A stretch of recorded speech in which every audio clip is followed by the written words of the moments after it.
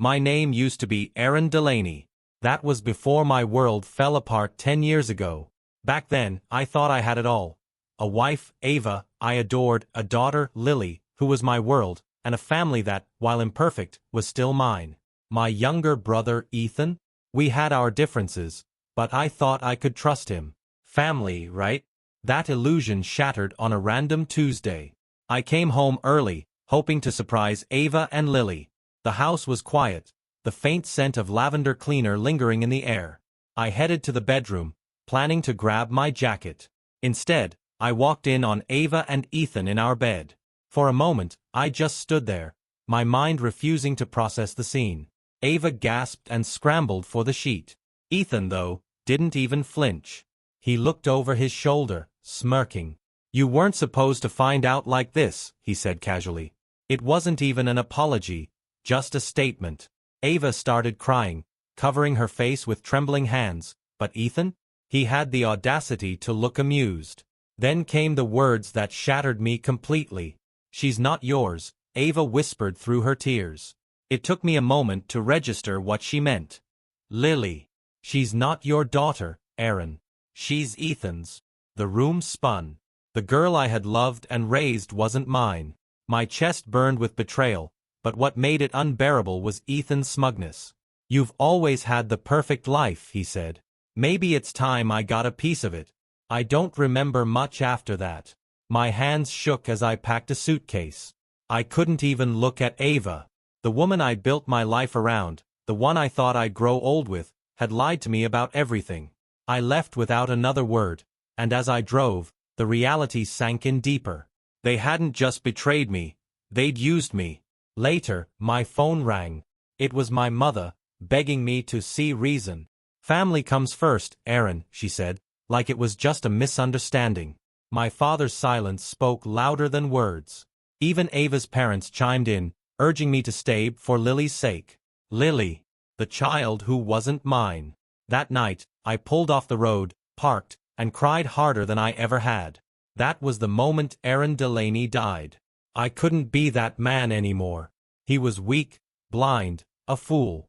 I became Samuel Cain, a name I chose to remind myself of Cain, the biblical brother who betrayed. The name was a scar, a permanent reminder of what they'd done to me. But Samuel Cain didn't wallow in grief. He moved forward, leaving behind everything they'd tainted. My love for them was gone, burned away by betrayal. In its place, a fire grew, a need for justice, for reckoning. They thought they'd crushed me. They had no idea what was coming. Leaving everything behind wasn't just an escape, it was survival. I cut ties with my old life, erased every trace of Aaron Delaney. No calls, no emails, no explanations. They didn't deserve one. I drove until the gas ran out, then took a bus to a city far enough away that no one would find me. It didn't matter where I ended up as long as it wasn't with them. Samuel Cain was born in that nameless city. I built him piece by piece, starting with a new name, new documents, and a clean slate. With what little cash I had left, I rented a dingy apartment barely big enough for a bed and desk. It was a far cry from the comfortable life I'd built as Aaron, but at least it was mine. The first year was the hardest. I took whatever work I could find, bartending, construction, even delivering packages at night. It wasn't glamorous, but it kept me fed while I figured out my next move. At night, I would lie awake, staring at the cracked ceiling, replaying the betrayal over and over. Ava's tear-streaked face. Ethan's smirk. My parents' dismissive words. The pain simmered inside me, slowly hardening into something sharper. One day, while unloading crates at a warehouse, I overheard a coworker bragging about his side hustle in investments. It sparked something in me. Before Ava and Ethan had stolen my life, I'd been good at numbers, building small portfolios into steady wealth. I hadn't just handed over our family's finances, I built them. So why couldn't Samuel Cain do the same? I scraped together every dollar I could spare and spent months teaching myself everything I hadn't already known about investments and business. I made cautious moves, every win a small step toward the life I wanted. It wasn't long before I began to see results. Small victories turned into bigger ones. By the end of the second year, I had enough to quit the menial jobs and focus on building a business. It started small, an LLC with a modest office and a handful of employees. I told them it was just the beginning, and it was. Success didn't feel like vindication yet, though. It felt hollow. Every milestone came with the reminder of why I'd started this journey in the first place. The anger was still there, simmering beneath the surface, waiting for an outlet. I kept tabs on Ava and Ethan, even though it hurt. Social media made it easy to watch their carefully curated happiness from afar. They had the house I left, the family I thought was mine. Ethan even had the audacity to smile with Lily in every photo, as if he'd done nothing wrong. That was when the idea began to take shape. It wasn't enough to rebuild my life. I needed them to see it, to feel it, to understand what they'd done to me. Not through words, those were meaningless to people like Ava and Ethan. They needed actions, consequences. The opportunity came unexpectedly, 3 years after I disappeared. I was at a business expo, shaking hands and building connections. Then I saw her. Ava. She was standing at a booth, dressed sharply but looking stressed, desperate even. She was older, though still beautiful, but the confidence I'd once admired in her was gone. She didn't recognize me. Why would she? Samuel Kane wasn't the man she betrayed. But I recognized her. And in that moment, I knew. This was my chance. I approached her, pretending to be interested in her pitch. She looked relieved, eager to sell, her charm as polished as ever. But it didn't work on me, not this time. I could see through her lies now, every fake smile and insincere laugh. Still, I played along. By the time I walked away, she had my business card in hand and hope in her eyes. She didn't know it yet, but the game had begun. A few days after the expo, Ava emailed me. It was formal at first, a polite follow-up about her company's services. I let it sit in my inbox, unread, for 2 days. When her second email came, it was more personal, almost pleading. She talked about challenges her company was facing and how valuable a partnership with visionaries like me could be. Visionary. The irony wasn't lost on me. I finally responded, keeping my tone polite but non-committal. I agreed to a meeting but made her suggest the date and time. Then I waited another day before confirming. Ava had always hated waiting, and I wasn't about to make this easy for her. We met in a downtown cafe, all sleek glass and chrome. I arrived early and chose a seat where I could watch the door. When Ava walked in, I barely recognized her. She still looked polished, her hair perfectly done, her outfit immaculate, but her eyes gave her away. They were tired, shadowed. She was trying to hold it together, but I could see the cracks. "Mr. Kane," she asked, smiling brightly as she extended her hand. I shook it, holding her gaze just long enough to make her uncomfortable. "Call me Samuel," I said smoothly. "It's a pleasure to meet you." She launched into her pitch, polished and rehearsed. I let her talk, nodding occasionally, pretending to jot notes. But I wasn't really listening. I was watching her, noting every detail, the nervous tapping of her fingers, the way her voice wavered when she mentioned her company's potential. It was clear, she needed me more than I'd anticipated. When she finished, I leaned back and smiled. "You've made a compelling case, Ava," I said, her name hanging in the air. She blinked, surprised. Maybe she thought I didn't know who she was. "Have we met before?" she asked hesitantly. "You look familiar." I shook my head, keeping my face neutral. "I don't think so. Just one of those faces." She seemed to accept that, though I could see doubt lingering in her eyes. I steered the conversation back to business, asking pointed questions about her company's finances. The more she talked, the more her desperation showed. Her business was in trouble, teetering on the edge, and she saw me as her lifeline. By the end of the meeting, she looked hopeful. She thought she'd hooked me. I promised to review her proposal and be in touch soon. As I stood to leave, I shook her hand again, holding it just a beat too long. "It was great meeting you, Ava," I said, letting the words linger. "I think this could be the start of something meaningful." Her smile wavered, unsure if I meant professionally or personally. I didn't clarify. Let her wonder. Walking out of the cafe, I felt a quiet satisfaction settle over me. Ava had taken everything from me. My family, my trust, my identity. Now, I had a chance to take something from her. And she had no idea what I had planned. Ava didn't take long to follow up. Within 2 days, I received another email, thanking me for considering her proposal and offering to answer any further questions. She was eager, almost too eager. I imagined her refreshing her inbox, hoping for my response, the same way I once waited for scraps of her affection. The thought made me smile. I replied, agreeing to a second meeting, this time over dinner. I framed it as an opportunity to build rapport, something professionals often call a necessary evil. She accepted almost immediately, suggesting a high-end restaurant that likely stretched her company's budget thin. It was perfect. I wanted her uncomfortable, reaching just a little too far. When she arrived, dressed to kill in a fitted black dress, I could see the effort she'd put into this. Her smile was bright, almost convincing, but her eyes betrayed her, tired and slightly wary. I stood and greeted her warmly, making sure to hold her chair as she sat. Small gestures. They'd seem charming to her, but for me, they were calculated. Everything was.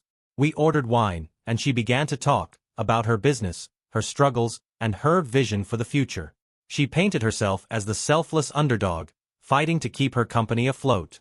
To anyone else, it might have been convincing, but I knew better. Ava's strength was in her ability to sell a story, even one built on half-truths. She had done it to me for years. I played along, nodding and asking questions that gave her room to spin her tale. Between sips of wine, I watched her closely, looking for cracks. They were subtle, but they were there.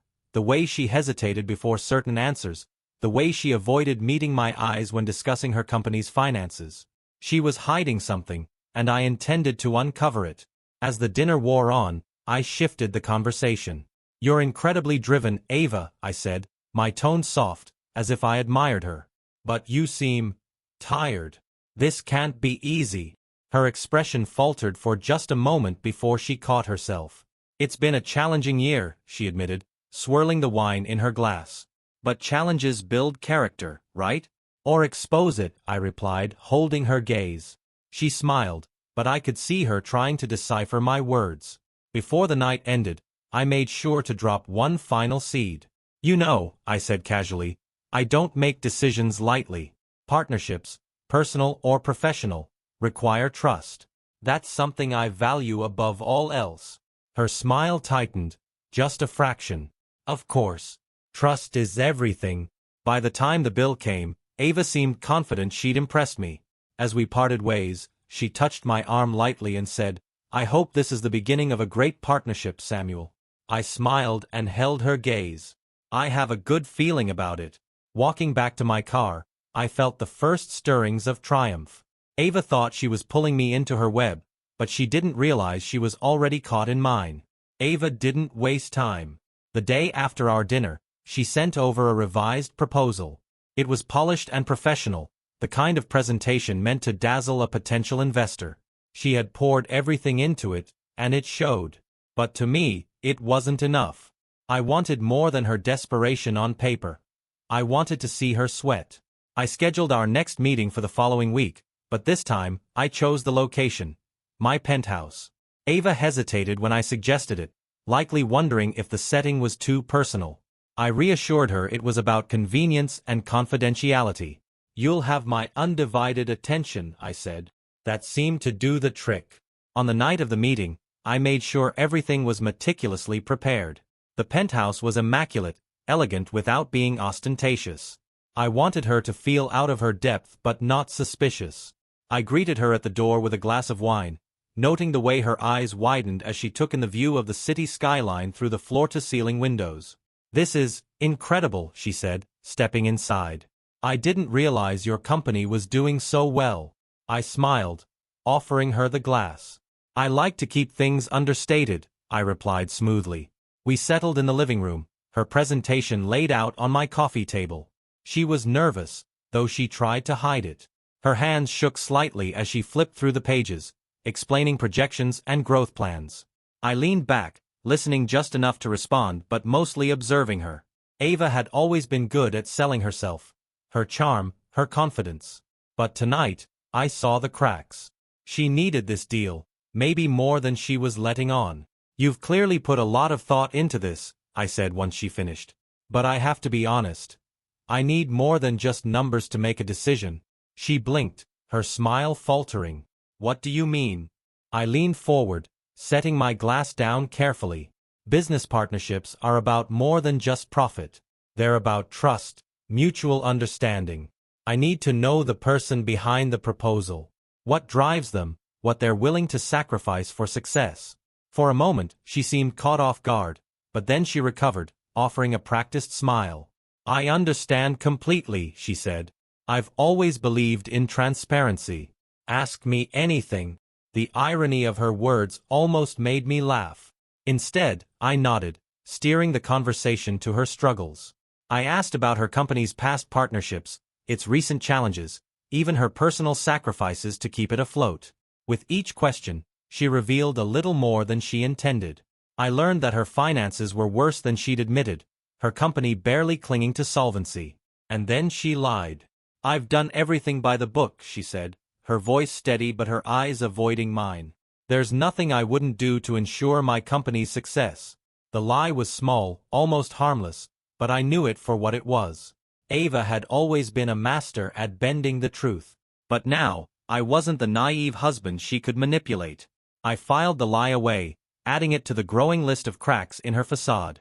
By the time the meeting ended, I had everything I needed. She left the penthouse with a hopeful smile, thanking me again for considering her proposal. I walked her to the door, watching her disappear into the elevator. As the doors closed, I stood there, glass in hand, staring at the empty hallway. Ava thought she was winning me over, but every word she spoke only tightened the strings I was pulling. She had no idea that by the time this was over, her lies would come back to destroy everything she thought she'd built. After Ava left the penthouse, I poured myself another glass of wine and sat by the window, staring out at the city lights. I replayed the evening in my mind, dissecting every word, every glance. Ava's lies were subtle, carefully placed, but to me, they were glaring. She thought she was weaving her usual web of charm, the one that had ensnared me all those years ago. What she didn't realize was that this time, I was the spider. The following week, I began my deeper dive into her life. On the surface, Ava seemed to be holding things together. A struggling but still functioning company, a polished public image, and, of course, her family life with Ethan and Lily. But the cracks I'd seen during our meetings told a different story. I needed proof, something concrete to expose how far she'd fallen. I hired a private investigator, someone discreet and efficient. Within days, he provided me with a file that confirmed what I'd suspected. Ava's company wasn't just struggling, it was hemorrhaging money. She'd mortgaged her personal assets, including the house I'd once lived in, to keep it afloat.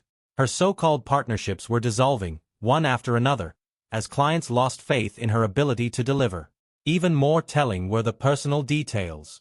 Ethan wasn't the supportive partner she likely portrayed him as. He'd been siphoning funds from their joint accounts for his own ventures, none of which seemed successful. Their relationship, once the cause of my devastation, was now a crumbling facade held together by appearances. But the piece de resistance was a set of surveillance photos. Ava and Ethan's perfect family life was anything but. Heated arguments in public places, Lily walking between them with her head down, and Ethan's frequent solo trips to a nearby bar told a story of strain and unhappiness. For the first time since I'd walked out of that house, I felt something other than pain when I thought of them. I felt vindicated. With this information in hand, I began laying the groundwork for my next move. It wasn't enough to watch their world unravel. I wanted to be the one pulling the thread. The first step was making Ava feel secure, like she had me exactly where she wanted. At our next meeting, I handed her a signed letter of intent to invest in her company. Her relief was palpable, her gratitude overflowing. "I can't thank you enough, Samuel," she said, her voice almost trembling. "This means everything to me." I smiled, keeping my expression warm. "I believe in your vision," I said. "But remember, this is just the beginning.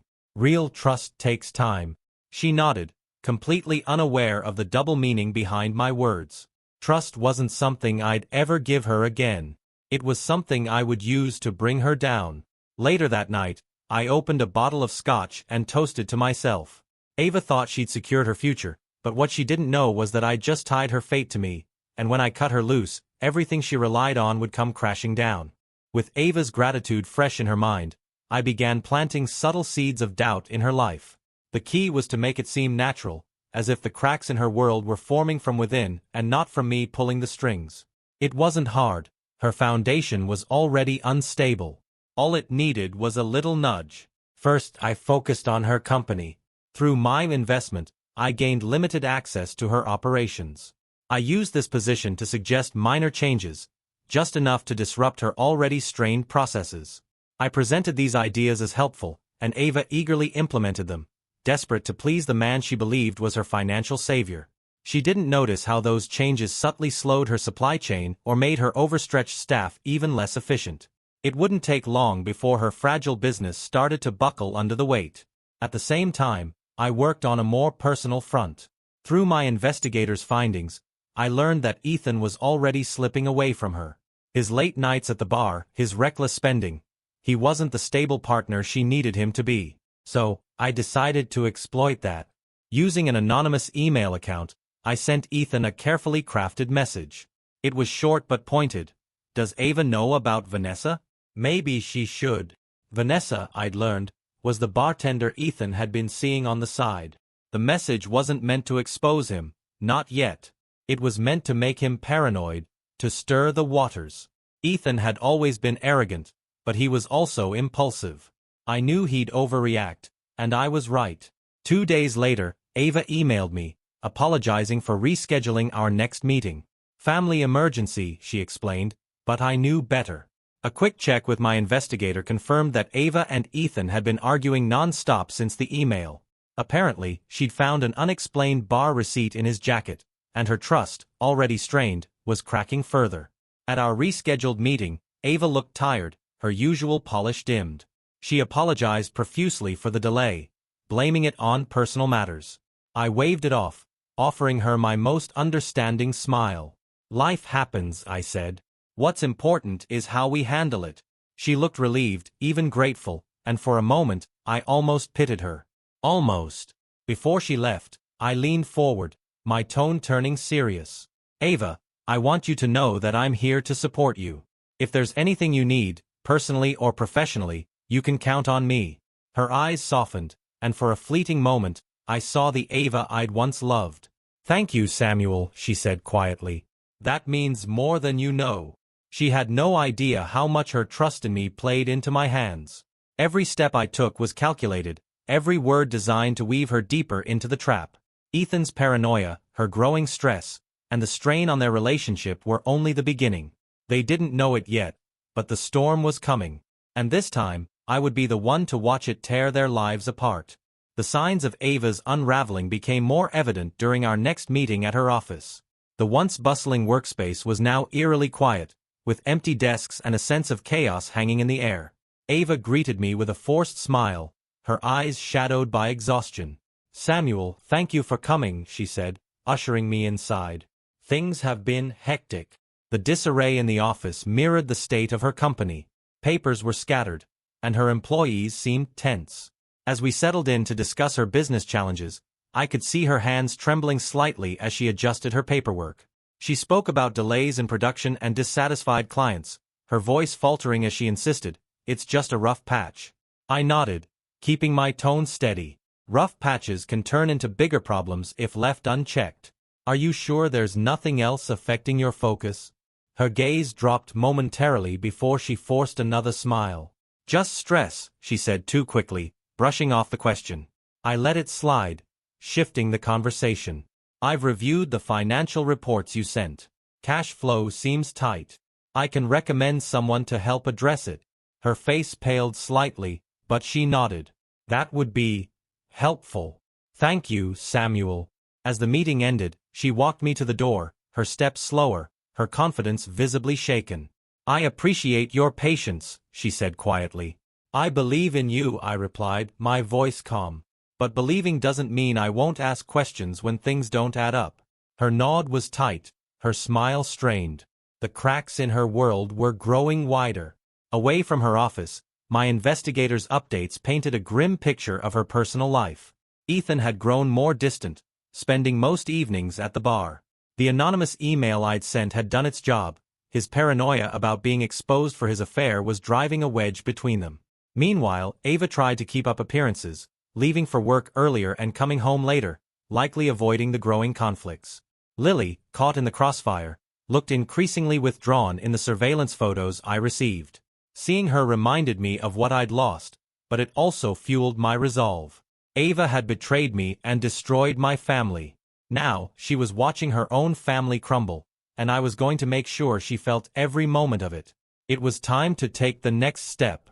The cracks were there, but I needed to ensure they spread until there was nothing left for her to hold on to. Her downfall was only just beginning. Ava's confidence, already strained, was beginning to falter publicly. At a networking event I attended weeks later, she arrived alone, a noticeable shift from her usual polished presence. Her demeanor was reserved, her smile faint, and she lingered near the edges of the crowd, avoiding the conversations she once thrived on. I watched from a distance, letting her feel the weight of being alone in a room filled with competitors and judgmental peers. After a while, I approached her, keeping my expression warm and approachable. "Ava," I said smoothly, "you look like you could use a friendly face." Her shoulders relaxed slightly, and she smiled, a tired, grateful gesture. "Samuel," she said, her voice softer than usual. "I didn't expect to see you here." "Networking is essential," I replied, handing her a glass of wine I'd brought from the bar. "Even when it's the last thing we want to do." She chuckled weakly. "You have no idea." We stood there, talking quietly while the room buzzed around us. I asked her about her business, her plans, anything to keep her talking. The more she spoke, the clearer it became that she was grasping at straws, her polished veneer slipping. She admitted to losing a major client recently, though she downplayed its impact. "I'll recover," she said, her voice firm but unconvincing. "I'm sure you will," I said, my tone supportive. "You've always been resourceful." The lie passed effortlessly. I needed her to believe I was her ally, someone she could trust, even as I worked behind the scenes to tighten the noose. The event ended late, and as I watched Ava leave, I noticed her hesitate by the entrance. She checked her phone, then glanced around, as if expecting someone. Ethan, most likely. But no one came. The loneliness on her face was unmistakable, and for the first time, I saw the weight of her crumbling world fully settle on her shoulders. The next day, my investigator confirmed what I suspected. Ethan hadn't been home that night. He'd spent the evening at the bar, leaving Ava to face the world alone. Their relationship, the one that had destroyed mine, was now a shell of what it once was. With every update, I saw how the tension in their lives was affecting Lily too. Her teachers reported that she was quiet and withdrawn, her grades slipping. The surveillance photos showed her walking to school alone, her head down. It wasn't just Ava and Ethan's relationship unraveling, it was the family they'd built on lies. But I wasn't finished yet. The strain I'd sown was just the beginning. Ava thought she was dealing with bad luck and difficult circumstances. She had no idea her life was being carefully dismantled, one thread at a time. The next step would be more direct, more personal. It was time for her to see just how fragile the foundation she'd built truly was. Ava's desperation became clear when she requested an urgent meeting. Her email was polite but hinted at panic. I scheduled it for the next evening at my penthouse, framing it as a discussion about her company's future. She didn't realize this meeting wasn't about salvaging her business, it was about dismantling the illusion she still controlled her life. When Ava arrived, she looked composed on the surface, dressed sharply and carrying her portfolio. But her rigid posture and darting glances gave her away. I greeted her warmly, offering a drink, which she accepted with a stiff smile. She launched into her presentation, outlining strategies to secure new clients and repair her company's reputation. Her words were practiced, but the underlying fear was impossible to miss. She was holding on by a thread, and she knew it. When she finished, I leaned back, giving her a measured look. "You've clearly put a lot of thought into this, Ava," I said slowly. "But are you confident these strategies will work?" Her mask cracked, just slightly. "I believe they will," she said, though her voice lacked conviction. "I've faced challenges before, and I've always found a way." I tilted my head. "Challenges like these?" Her smile tightened. "Business is unpredictable. You understand that." "Of course," I replied. But what about the challenges outside of business? Are those under control too? The question hit its mark. Her face paled, and her fingers gripped the edge of her portfolio. I'm not sure what you mean, she said cautiously. Trust is essential in any partnership, Ava, I said. But lately, I've been wondering if you're being completely honest. With yourself, your team, and with me. She stiffened, her composure wavering. I'm doing my best, she said quietly, her voice barely steady. I know you are, I said, leaning forward slightly. But is your best enough? The silence between us was thick, her tension palpable. She avoided my gaze, her breathing uneven. I let her squirm for a moment before standing and walking to the window. It's remarkable how fragile success can be, I said, my tone casual. How quickly everything you've built can fall apart when the foundation isn't solid. When I turned back, her eyes were wide, her hands trembling. What are you saying? She asked, her voice barely above a whisper. I smiled faintly. Just something to consider, I replied smoothly. She left soon after, her goodbye rushed, her steps hurried. As the elevator doors closed, I could see the doubt in her eyes. Ava had begun to realize that her world wasn't just slipping away, it was being taken apart, piece by piece. Soon, she would know exactly who was behind it. In the days following our meeting, Ava's spiral accelerated. My investigator kept me updated, and the signs were everywhere. She was arriving at work late and leaving early, her polished demeanor replaced with visible strain. Her staff was restless, clients were growing impatient, and Ethan's absence from her side became more noticeable. Ethan, of course, was an easy piece to manipulate. Another anonymous message hinted that his bar visits hadn't gone unnoticed, and that Vanessa, the bartender, might have her own reasons to come clean. The result was predictable. Ethan became more erratic, snapping at Ava over minor things. Their arguments spilled into public spaces, captured in photos I'd requested. The tipping point came when Ava emailed me again, asking for a meeting. This time, there was no pretense of confidence. Her message was shorter, almost pleading. Samuel, I need your advice. Can we talk? I agreed, suggesting a neutral location, a quiet bar downtown. When she arrived, she looked worn out, her makeup barely masking the exhaustion in her face. She sat across from me, clasping her hands tightly on the table. Thank you for meeting me, she said, her voice small. I didn't know who else to turn to. I nodded, keeping my expression sympathetic. I'm here to help, Ava. Tell me what's going on. She hesitated, her eyes darting around the room before settling on her drink. Everything's falling apart, she admitted finally. The business, my personal life. I feel like I'm losing control. Her vulnerability almost felt genuine, but I knew better. Ava's survival instinct had always been her ability to manipulate sympathy. I let her continue, nodding at the right moments, feigning concern. What about Ethan? I asked, steering the conversation. He doesn't seem to be around much these days. Her face tightened, and she looked away. We're going through a rough patch, she said carefully. I leaned forward, my tone soft but deliberate. Ava, if you're not honest with yourself, how can you fix any of this? Her composure cracked. She pressed her hands to her face, her shoulders shaking. For a moment, she said nothing, just sat there, crumbling in front of me. When she finally spoke, her voice was barely audible. I don't know what to do anymore. I let the silence stretch, then placed a hand lightly on hers. You've built your life on quicksand, I said gently.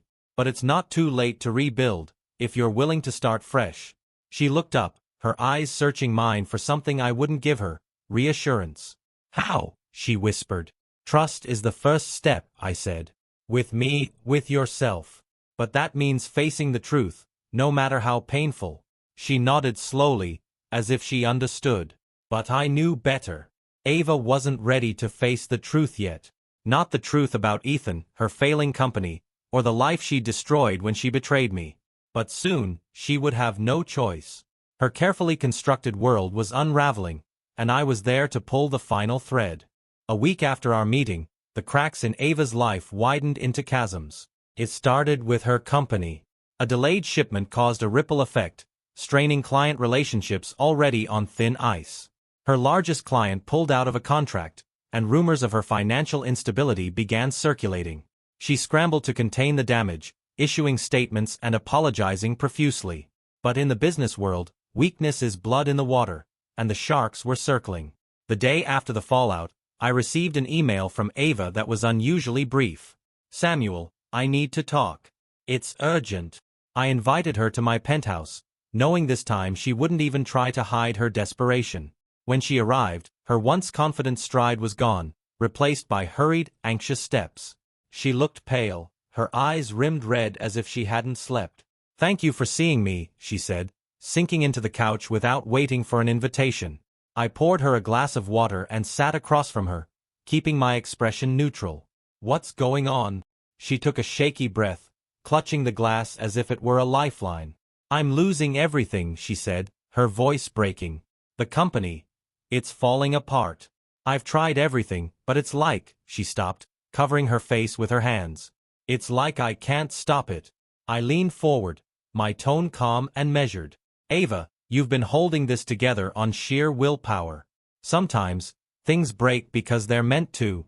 She looked at me, her eyes glistening with unshed tears. "I don't have a choice," she said. "If the business fails, everything goes with it. The house, my everything." "Then maybe it's time to ask for help," I said, letting the words hang in the air. She flinched slightly, as if the suggestion stung. Ava had always prided herself on her independence, but she wasn't in a position to refuse. "What kind of help?" she asked cautiously. I smiled faintly. "Let me take a more active role. You've already let me invest, but I could do more. With my resources, I could stabilize things while you focus on rebuilding." She hesitated, her pride warring with her desperation. Finally, she nodded. "If you're willing to help, I'll do whatever it takes." Her words were sincere, but I knew they came from a place of fear, not trust. That was fine. It was all I needed. After she left, I sat by the window, staring out at the city. The first collapse was nearly complete. Ava's business was crumbling, her finances in ruins. And soon, her personal life would follow. Ethan, oblivious to the consequences of his actions, was already dangling by a thread. A few more pushes, and their entire foundation would come crashing down. But for now, I let Ava believe I was her savior. She had no idea I was the one who had orchestrated her fall, and that the worst was yet to come. With Ava's business on the brink, I turned my attention to the other pillar of her life, Ethan. For all his charm and arrogance, Ethan's Achilles' heel was his ego. He thrived on the appearance of control, but the seeds of paranoia I'd planted were already sprouting. It was time to water them. Through my investigator, I arranged for Vanessa, the bartender Ethan had been seeing, to accidentally bump into Ava. It happened at a coffee shop near Ava's office, where Vanessa made sure to drop hints that she knew Ethan well. "It was great to see you last night," Vanessa said brightly, loud enough for others to hear. Ava's frozen expression was captured perfectly in the surveillance photos my investigator sent later. The fallout was immediate. That evening, Ava confronted Ethan at home, the fight spilling into the street. Neighbors reported hearing shouting, and by the end of the night, Ethan stormed out, slamming the door behind him. My investigator followed him to a familiar bar, where he drank until closing and left with a group of equally inebriated friends. The next morning, Ava emailed me again, this time with a single line, "Can we meet? I need advice." I invited her to my office, deliberately choosing a more formal setting to keep her on edge. When she arrived, her demeanor was a mix of exhaustion and frustration. She sat stiffly across from me, her hands gripping the armrests of her chair. "I don't know how much more of this I can take," she said bluntly. I leaned back, feigning concern. "What happened?" She hesitated, then shook her head. "It's Ethan. I think he's seeing someone else." Her voice cracked, and for a moment, I thought she might cry. I studied her carefully, keeping my expression neutral. "Have you spoken to him about it?" She let out a bitter laugh. "If by've spoken, you mean screamed at him until he walked out, then yes." I nodded, folding my hands on the desk. "Ava, you've been trying to hold everything together. Your business, your marriage, your family. Maybe it's time to stop holding and start deciding." Her gaze snapped to mine. "What do you mean?" You need to ask yourself what's worth saving, I said softly. Your business can recover with help. But your marriage? I let the question hang. She looked away, her jaw tightening. I can't lose everything, Samuel. Lily needs stability. Stability doesn't mean staying in something broken, I replied gently. She didn't respond, but her silence spoke volumes. The doubt was there now, and it would grow. Ethan wasn't going to change. If anything, he would spiral further, making Ava's life harder with each misstep. After she left, I reviewed the next step in my plan. Ethan's ego was the key to his downfall, and now Ava was questioning the one person she had betrayed me for. The pillars of her life, her business and her marriage, were breaking. All that was left was to push them past the point of no return. She thought she was at her lowest, but she hadn't seen the bottom yet. That moment was coming, and I'd make sure she knew exactly who put her there. The pillars of Ava's world, her business and her marriage, were now unstable, teetering under the weight of lies, failures, and secrets. All they needed was one decisive push. I had planned for this moment carefully, ensuring there was no way she could recover once the cracks became irreparable. It began with her business. Using my position as an investor, I quietly withdrew my financial support, citing concerns about long-term viability. It wasn't an outright betrayal, at least not on paper. I made sure to phrase it as a business decision, protecting myself from any potential backlash. The timing, however, was deliberate. Ava's company was already on the brink, and my withdrawal sent shockwaves through her remaining partnerships. Clients pulled out of deals, employees resigned, and suppliers stopped extending credit. Within a week, the company was in freefall. Ava called me in a panic, her voice breaking as she begged for an explanation. "Samuel, why now?" she asked, desperation leaking through every word. "I warned you, Ava," I said calmly. "Trust is everything in a partnership." There were too many inconsistencies, too many unanswered questions. I couldn't risk my resources. She tried to argue, but the fight was gone from her voice. By the end of the call, she was defeated. "I trusted you," she said quietly before hanging up. Next was Ethan. He was already spiraling, his paranoia from the anonymous messages and Ava's growing suspicions driving him to reckless behavior. I decided it was time to expose him fully. My investigator sent Ava a package containing photos of Ethan with Vanessa, timestamps, and locations that left no room for denial. The result was predictable. Ethan denied everything at first, accusing Ava of mistrust and manipulation. But the evidence was too damning, and Ava wasn't in the mood to be placated. Their fight ended with Ethan storming out again, but this time, he didn't come back. Ava was left alone to face the ruin. Her business was bankrupt, her marriage shattered, and Lily, the one innocent in all of this, was caught in the fallout. Surveillance photos showed Ava sitting alone in her car late at night, her head resting on the steering wheel as if the weight of it all had finally crushed her. It was almost over. All that remained was to make sure Ava understood exactly how it had come to this. I crafted a letter, deliberate and precise, revealing everything. How I had built her trust only to dismantle her life. How I had orchestrated Ethan's exposure and her company's collapse. How she had underestimated the man she betrayed. The letter ended with one line: "This is what betrayal feels like." I didn't send it immediately. I wanted to savor the moment, to let her sit in her despair a little longer. She thought she had hit rock bottom, but the truth of what I'd done would be the final blow. When she read that letter, she would know exactly who had been behind every twist of the knife. The final act unfolded on a quiet Monday. The letter arrived at Ava's doorstep, timed perfectly for when she'd be alone. Inside, I detailed every move I'd made, how I had dismantled her company, exposed Ethan, and shattered her life. It ended with one line: "This is what betrayal feels like. Aaron Delaney."